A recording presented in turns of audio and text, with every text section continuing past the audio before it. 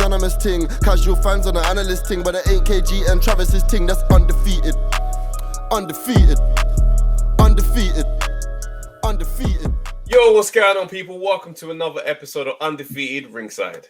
A special episode, man, because again, we did it again, bruv. The man that's sitting here right now, yeah, he knows he's been closer to the fighter than anyone has been. He's over close, bruv, right now. That's what I'm going to say, bruv. What do we call it? Could we say Celebrity Barber, fam? What do we say? 100%. Because the thing is, you know what we do? No, don't do that. Don't humble yourself. We're not humbling. No modesty. No modesty. When we sit on this podcast, we say this all the time. We say, you know what?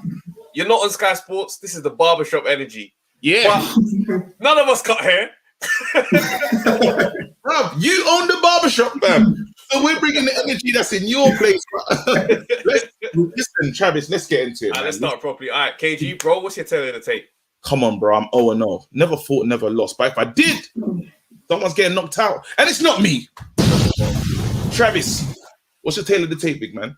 What can I say, bro? Perfect boxing record. I'm 2-0. Yeah, with a 50% knockout rate. Half the men that entered the ring with me, they left on their backs, bro. You did, bro. All right, now, again, I'm because just in case you try to come on this humble thing, yeah, we'll get up already because that shape up is very disrespectful. Not a shape up, bro. To a man that hasn't got hair, yeah, I had to change my hat. I felt oppressed. Man came with the first one. I said, nah, change your hat. We got the one and only Mark Slider Cuts in the house. Let's go.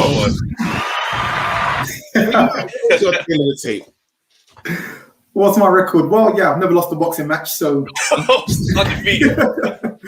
You know, I cut a few boxes. Man said a few boxes. Anthony Joshua, Lawrence Okolie, Joshua Boatsky. Come on. You know, I own a barbershop. Jeez, we did that. I've appeared in quite a few adverts, Nike, Facebook, Under Armour, with Anthony Joshua. Jeez. Basically, I've been in everything. Exactly. I'm married. Yeah. That's big. That's very important, bro. Welcome to Ringside. The whole point of this is we say that this is where you lot will be at the fights. All the celebrities, all the important characters in boxing, behind the scenes of boxing, they're gonna be there. So we said, you know what, we want to hear from them, man. So, bro, welcome to the show. Welcome, man. Yeah, man. Let's go. Let's start at the beginning because obviously we know you're a boxing fan. What type of fighters were you watching early on that made you start to take notice of the sport? Well, it was like the 90s. So Mike Tyson, Evander Holyfield. Those Mike Tyson mainly. Like Mike Tyson was the only fighter at that time where it's like you stay up to watch. Yeah. You know, and I think I probably enjoyed boxing. It's funny, I always say this. Boxing seemed to be a lot more entertaining when the fighters weren't as good. Interesting. That makes sense, because for someone who's not actually technically into it that deep, you just want to see people fight. Yeah. You know, it's obviously technically the boxers are technically better now. Yeah. But when you just want to see a fight, it's like 80s, you just want to see 90s. man. You just want to see man not be able to block. Nobody get out of the way. Throw hands. So I'm gonna take you back to school back in the day. Yeah. You need to tell us everyone that comes on here. We ask them about a fight that they won, a fight that they lost. This could be with a cousin. This could be with anyone in life. Let's go. Well, actually, a fight that I lost, I was about 7 years old. And this is the fight I clearly lost. It was a clear one as well. You couldn't even lie and say it was a draw. It was clear. It was my next door neighbor. My next door neighbor. I don't even know him anymore, to be honest. Shegan.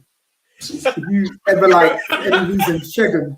I was about 7 years old. He was a year above me. He was like 8 years old. I can't remember what happened, but all I know is my older brothers weren't happy about what I was doing because, you know, I can't remember what happened. I wasn't even a troublemaker, but I just remember my older brothers weren't happy and I wouldn't stop. Because here's the thing, I can take beatings. So I lost, but I didn't go down. Oh, snap. I was a punching bag. You say your chin is level rated 100? Yeah. Because I just kept on going back in and he was punching, hitting me, and I just kept on going. And I remember my older brothers just being like, you know what? Leave him. Leave him with it. Leave him with it. I just kept on going back in and he just hitting me, go back out, came back in.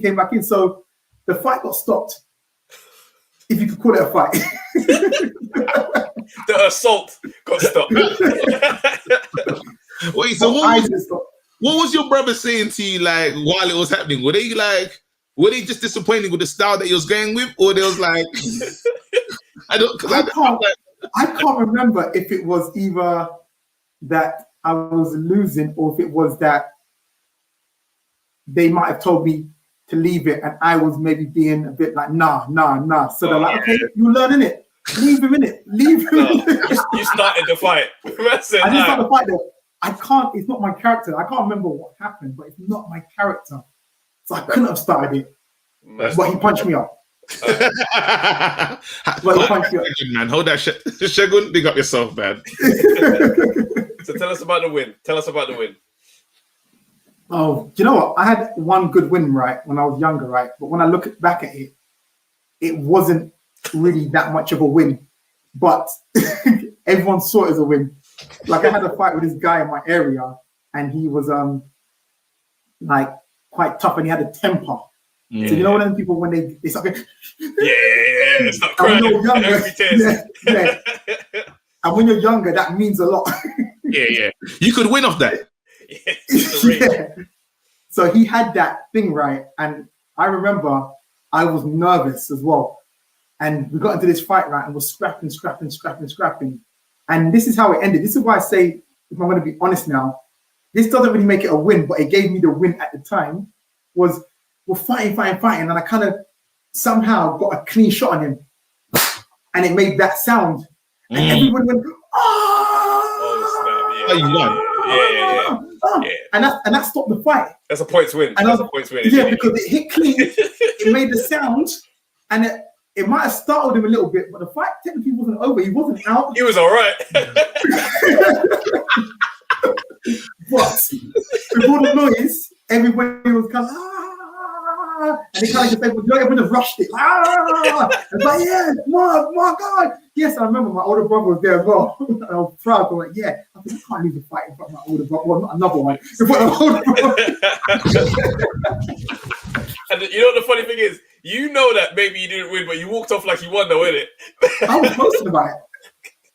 You do the speech. See, this is what I'm saying. I don't want to see no one ever again. This is the first time I've actually ever said, you know what, that fight there, I didn't lose the fight, but you know, the fight could have carried on. The ref stopped it for no reason. Oh my days. It was fixed. You know, one of them fights. The ref just stopped it. It's like, wait, what happened? So tell us about like the journey into barber, because I want to know, like, because growing up, especially like being black guys, we have a relationship with the barbershop, which you feel like it's unique to your culture, but everybody has to get their haircut.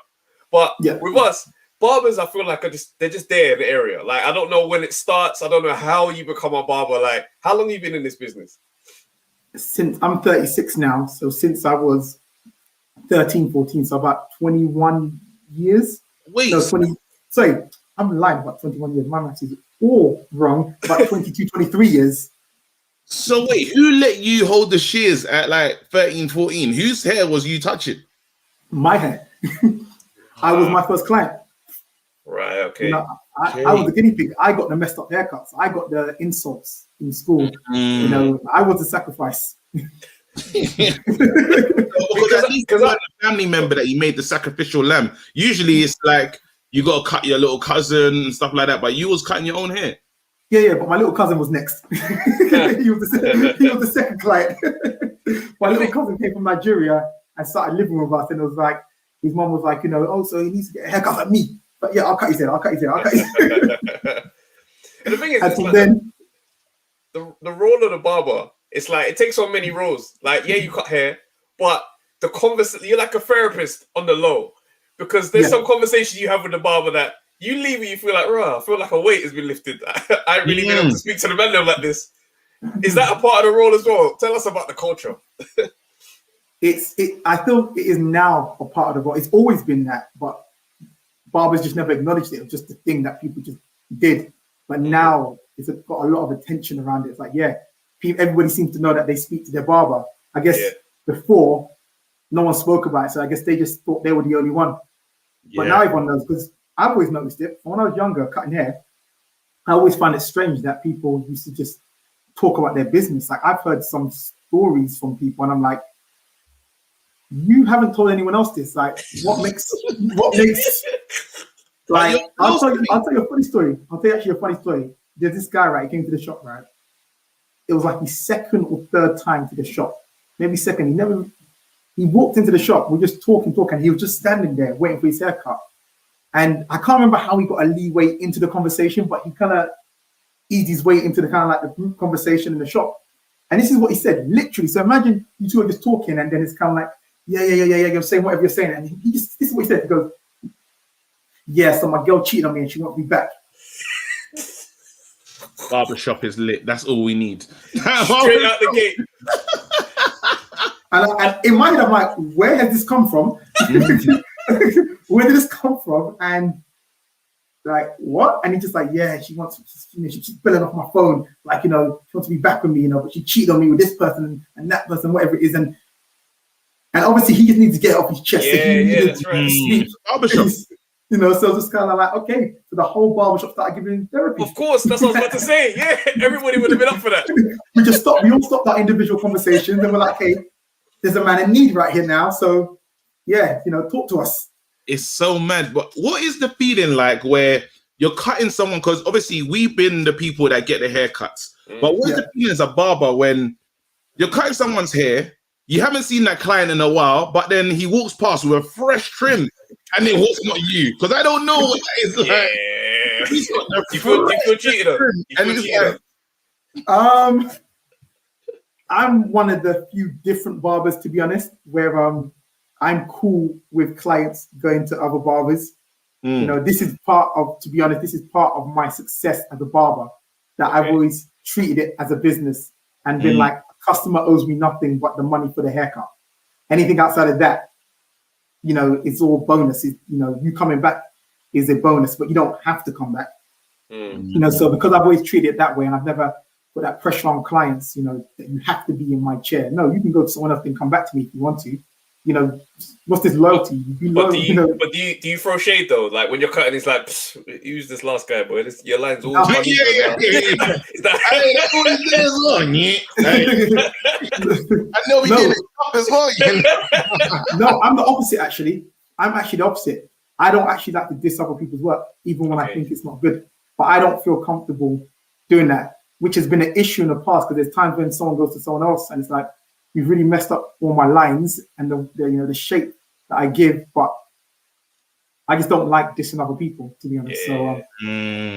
So that's just not me. But traditionally, typically barbers are like that. They hold feelings. I get into arguments with barbers because of this. I put this subject up on my Instagram and had arguments because barbers are like, well, you've been cutting this person for this long, and they just go to someone else, and I'm like, well, did they pay you for each haircut? Exactly. Do you know what the hardest one is? It's when your barber's busy and then he lets you go to the other person in the shop, but the other person does an immaculate trim. And now it's tense, because I'm like, I need this trim again. And you used to cut me before, but I can't believe what I just had just now. Like, magic. now it's political because you want to go back into the shop, but you don't want to talk to the main one. That's even the man owns the shop, it's the new guy that's doing the most. Yeah. But would you have to have a conversation like that with your barbers where someone's been getting a trim from someone else, and the new guy is just kind of taking him because the shop was busy, and he just wants to stay with that barber? Do you know what? It's happened with me. Like, I've lost clients like that, you know. But one thing I've, from the beginning of my career, always said was the thing I have to remain is always honest with myself. So I remember one client, I lost, not even one client, I've lost a few clients, loads of clients, to be honest, to other barbers who I work with. And I just look at their haircut. I remember one guy looking at it and saying, that haircut's better than mine. He should be in that chair. It's a reality. That haircut is better than mine. He should be in that chair. You know, it's happened a few times where I've just been like, I remember one customer, he was so apologetic. Like, he was, he was like getting his haircut after work, you know, you know, to avoid seeing me. It's real. It's emotion. It's listen, because it feels like a proper like. It's a relationship. But the thing is, I'm seeing the haircut. I've been like, I said to him, you shouldn't feel awkward. And I said, why? I said, you know what? Because he's giving you a better haircut than mine. And so you should be in his chair. And he goes, yeah, I know, but you know, you've been cutting me for this long and that long, and I don't want it to be this and that. And I said, bro, it's cool, because the issue, you shouldn't feel awkward. I should feel awkward, because I've seen the levels of what he's doing for you. So I should have been giving you that standard. I'm now looking at it saying, yeah, you know what? Yeah, I have actually been slacking. So if anything, you should be annoyed with me. I've always just taken it as just be honest about it. If you can't be honest with your craft, then you can't improve. If you're always going to blame the customer, blame the other barber, he's a thief, this and that, he's not loyal, then you're just relying on this fake thing of this, you know, soft foundation for your business. It's like, no, maybe that person cuts their hair better. Maybe that's just it. It's not a conspiracy theory. It's the person who's cut better than you. It's so I'm glad, because I don't go to the barbershop no more. Like, that relationship's over. Like, I thought that this is the one thing I wanted to say to a barber if I ever get the chance, and you're here now. When my hairline went, the price, you shouldn't cut I shouldn't get charged the price as if when I still had the hairline, because you're doing less now. Like, something, like, it's not even hard. Like, anyone could do it. Like, right now, like, yeah, it's gone. You can't all off. There's no level. We're not in level 1. It's scalp. Yeah. What are you charging me? You're charging. I remember you used to getting a supreme shape ups before back in the day. Yeah. You don't do that no more. So I'm like, don't charge me that anymore. And it was the same price. I said, you know what? This is long. I ain't got nothing to lose. I'm cutting my own hair. And now it's just me in the house. I keep it easy. But yeah, I just should the price come down though when you're bored? Yes, if you're not getting like all the razor, if you're just literally just cutting it, then yeah, because it's quicker. It's a lot quicker and it's a lot easier and there's no thrills. It's, you know, it is. No thrills. It's just get to work. No, but like, do you ever have to have a real conversation with a client? Like, the hairline is going in it, but he's asking for certain styles, and it's like your hairline can't manage these styles. Do you ever just have to just bring him down to earth? Do you know what? I don't. Do you know the reason why I don't? I have clients that tell me, ask me for some of the most ridiculous things, right? But you know what my thing is? If you look in the mirror and you feel you look good and you're confident in my job done, why am I bringing you down to earth? No, stay in your bubble. You're confident. You're happy. Because ultimately, if you feel good, right, you act good. You have confidence. You do the things you want to do. So my thing is, let the man have his confidence. I know other barbers who love to bring down customers who be like, bro, your hairline's gone, bro. Cut off your hair, man, and all that stuff there. But my thing is, if he looks in the mirror and he sees his hairline looking like, you know, he's 5 years old, and that's what he sees, then leave him alone in it. And MC that. Go on. Like, why not? I was gonna say, so like, obviously you cut a certain, you know, you cut the normal man's hair, but you've got some celebrities in your networks as well, yeah? Do you approach, like, say AJ's in your chair? Are you gearing up for that haircut just a bit differently to how, you know, just a common man? And not to say you don't respect the, you know, just the regular guy, but that's the AJ at the same time. Title fight, like, soon. Yeah, this is fighting soon. Everyone's gonna see it on Sky. Box office, it's massive. They're gonna see this trim. Well, yeah, I don't want my haircut to be on TV and people are like, "No, that haircut's dead." you cut your hair. You know, TV haircuts, especially, you take more time on them. But you know, even that people book longer as well. So you give them that time. But here's the thing: the reality is, if someone else can book that same service as well, So it's not exclusive to Anthony Joshua or whoever. Anybody else can book that service if they want to book that longer service. So it's just down to them. And most people book that service, but the average person books them services for things like their wedding day. Oh yeah. And a special event, they book it then. Or like most of the time when people's girlfriends or wives are getting them a present, because it's become this new thing where girlfriends and wives are getting people haircuts as presents. I'm not joking. Wow, that's a wild present, It's a wild present. The same present I give myself every 2 weeks. Bags. What's that new bag that they all wanted? There was one bag. The Birkin, the 10 grand, 20 grand bag. Get out, bro. I'm not here for that, bro. Let me get my haircut voucher. The same haircut I'm doing every 2 weeks. That's now my present for my birthday. Mad. No, but though, a lot of girlfriends have done it because a lot of times this has been guys who haven't been able to get into the chair with me because I'm so booked up. So they're calling me for months in advance and being like, oh, he's always wanting you to cut his hair. Is there any way, please, this and that? Some of these people come from far. Like I know one guy who are coming from like Coventry, and that was a present from his mum. He's like 14, 13, and that was a present from his mum.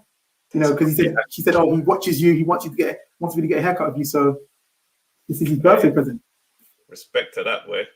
Well, even it's so crazy because we've seen like many industries change and the barbershop's become more than it is. And I think you've been quite ahead of it because your YouTube channel, a lot of barbers kind of are now doing the Instagram thing. You're seeing Smokey Barber, you're seeing all these different barbers and stuff. But I felt like did you always know that was going in this direction? You wanted to be the forefront of it? I did want to be the forefront, of the industry. But at the same time, it wasn't something which I was racing with people saying, I need to be first. It was more so me just saying, what it stemmed from? It stemmed from me always seeing myself as a business. So I was always thinking, what do businesses do? They expand. And just kind of like, that's why, like, as example, I was like one of the first, like, barbers who stopped to have like a website in halfway like the UK. That was like 13 years ago. And it wasn't because I was trying to be ahead of the game. It was literally because I was like, oh, businesses have websites. I was like, why don't I have a website? Only the big brand barbershops, like the franchises type, they had websites, but no one else really had a website. And it wasn't like I was saying, oh, let me fill the gap. I was just like, I should have a website. And my website was so basic. It was one page. It had my name on it, my number, and my address. but I got loads of customers from that. Because anytime someone typed in Afro hair, London, black barber, any of those type of things, I'm the only person that showed up. For real, it's so real. Now there's bare barbers are gonna put their website on tonight, bro. It's too late. It's too late. You're getting about all of a sudden after your trim, man's doing getting his phone out. You're like, bro, you never used to do that, bro.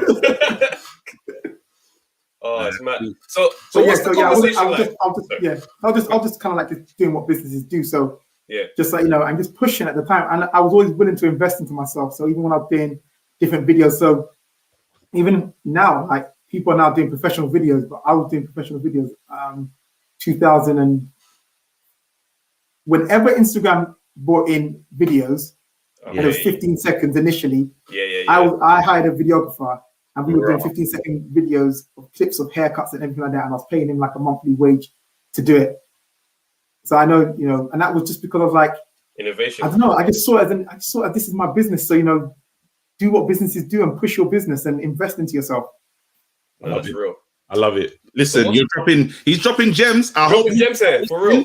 Pick these gems up. That's what I'm saying. So what's the conversation like when AJ's in the shop?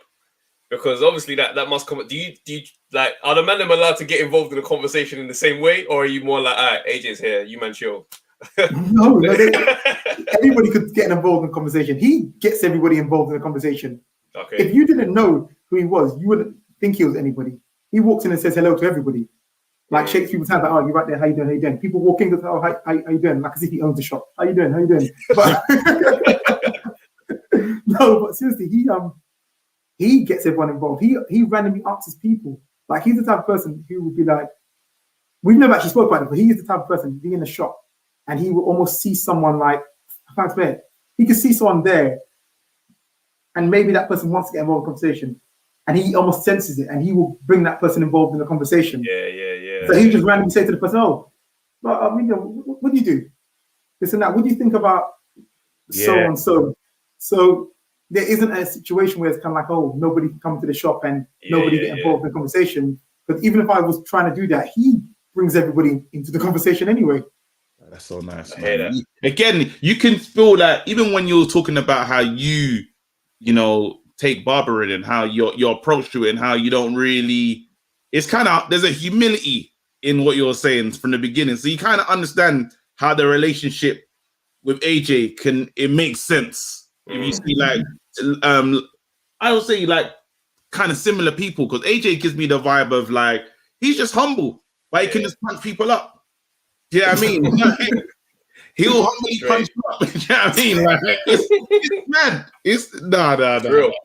No, he is though. And people always say to me, what is he really like off camera? Is he really like that?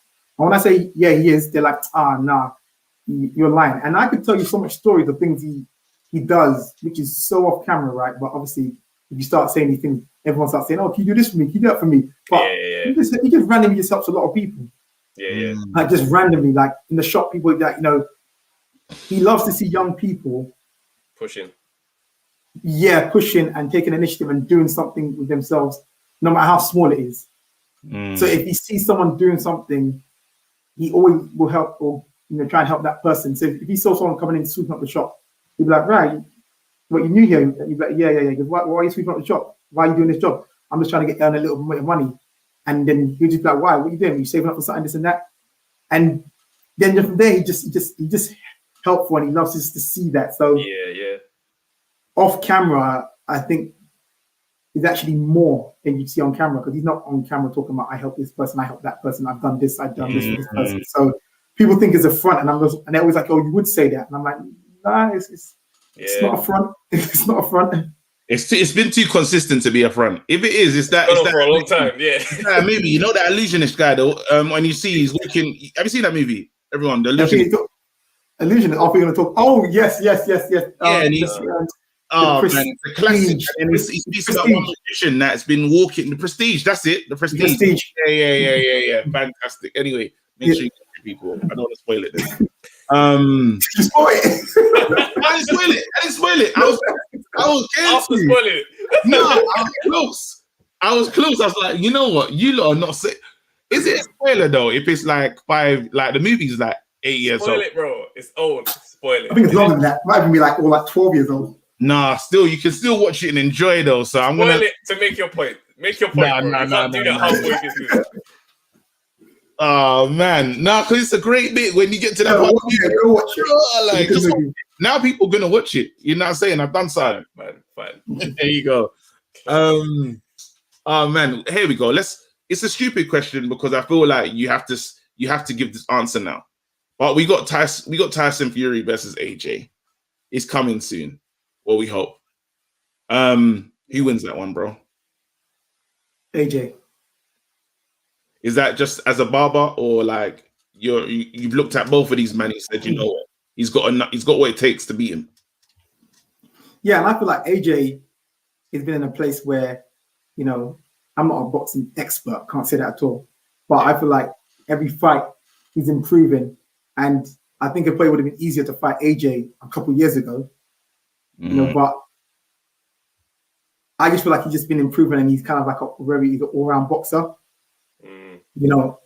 I think he probably is the best all-round boxer. He might not be the best in particular aspects of boxing. Yeah.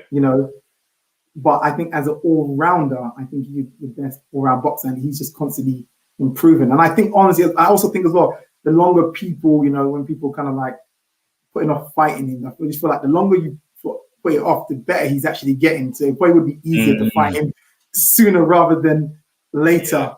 And I think he's also all-round boxer, and I think he's become a much smarter boxer as well. So yeah, I just think he wins that fight because I'm not saying he goes in there and knock out 30 seconds. Yeah. I'm not saying that, but I think he got what it takes, and he's got the confidence as well. He knows a lot more what he's doing right now as well. It doesn't mean that Tyson Fury is not a good boxer. Not a great boxer. Yeah. I just feel like there's a lot of people which are writing him off as well. Writing off AJ as well. So yeah, but I think there's. You think that's so obviously Lawrence Okolie as well has got a massive title fight. Will you be doing the trim? And did you do the trim for the last? Because you've got a music video out now, Lawrence Okolie getting the bars up. He looked up. Wait. He looked up. No, Lawrence is that guy where he's that guy where you've got to kind of respect him, and I respect this character as well, which is kind of like, if you want to move into another career, you just want to try something, he'll do it. Why not? Why not? You want to put out a song? Why not? You want to start rapping? Why not? Why not? When we come to this shop, though, I'll be honest now.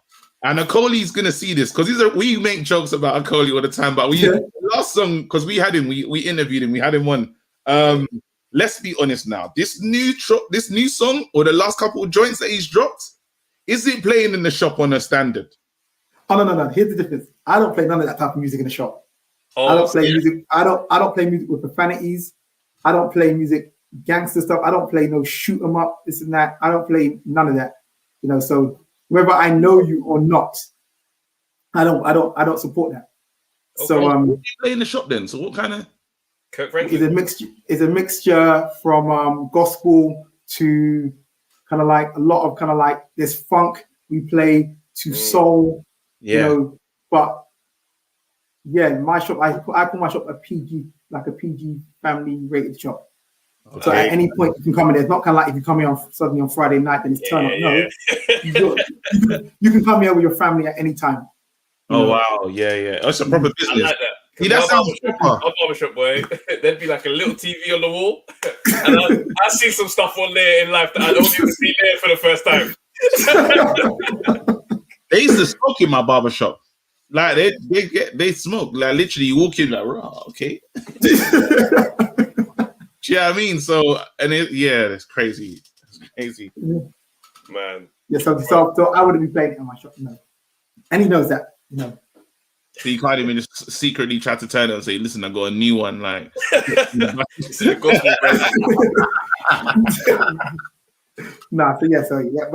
I said Lawrence is the source. Lawrence is the most confident boxer I think in the world. Yes. I genuinely believe he's the most confident boxer in the world. Like and confidence, you need confidence. 100%. He's like he would never accept that anybody can beat him. He's kind of like, I'll just find a way. He's like, can this person beat you? I'll find a way. Because it might be a tricky one, but no, I'll find a way. I'll do something. Go respect it. What do you want your boxer saying to you? No, he'll beat me up. Yeah, accepting it. No, it's kind of like, no, I'll grind it out. I'll find a way. So Lawrence is a character, Lawrence is just very funny. I just find I know there's stories there. There's stories. Lawrence chased me down the street for a haircut. Like, he saw me in the first lockdown. He's filming me. He saw me out in the park. Oh, I saw that. He's just like, look at my barber out here having fun while I'm here suffering. I'm with my kids. Like, I'm here suffering. You're out here just smiling in the park. Oh my days. Calling me, randomly there's one call he gave me, and he said, listen, seriously, he goes, it's getting serious now. He goes, seriously, I need a haircut. Like, it's I'm not liking what I'm seeing in the mirror. It's ridiculous. Like, when I'm laughing, right? But then I realized he's not laughing back. He's actually being very serious right now. Oh, that's funny. This has been a brilliant interview. I'm so happy that you've jumped on this one.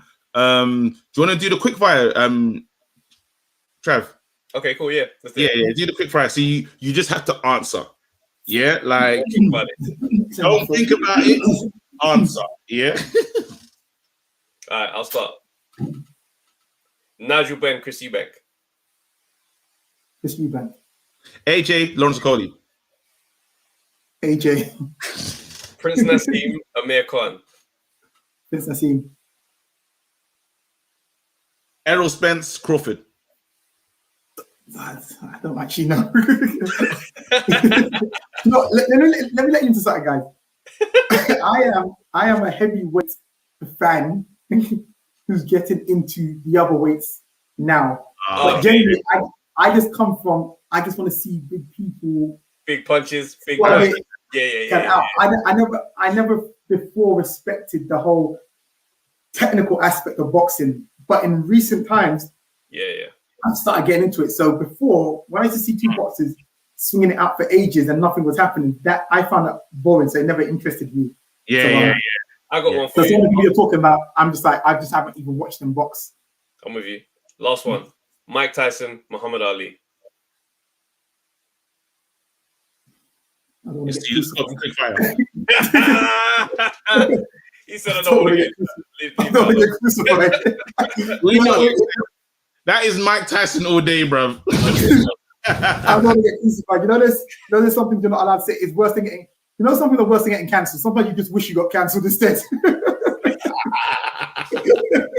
Oh, man. That's brilliant. Bro, thank you so much for taking the time, man. For real. We probably appreciate it. No ways. All right, let me ring the bell. Sick. Brilliant. Lovely. Yo, people, thanks for watching the Undefeated Podcast. Make sure you like, subscribe, share, leave a comment, and all that good stuff. Make sure and come back, bruv. Tell a friend, tell your grandma, tell your dad, tell everyone, tell your cousins. Let's go.